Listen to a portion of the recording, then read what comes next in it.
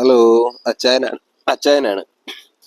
ഈ കാണുന്ന ചെടിയാണ് മുത്തൽ എന്ന് പറഞ്ഞ ചെടി. അൾസറിന് അതേപോലെ മൂലക്കുരു ഒക്കെ ഉള്ളവര് ഒരു കഷ്ണം പച്ചമഞ്ഞളും ചേർത്ത് ഒരു നെല്ലിക്ക വലുപ്പത്തിൽ ഈ ചെടി അരച്ചെടുക്കുക. മഞ്ഞളും ചേർത്ത് അരയ്ക്കുക.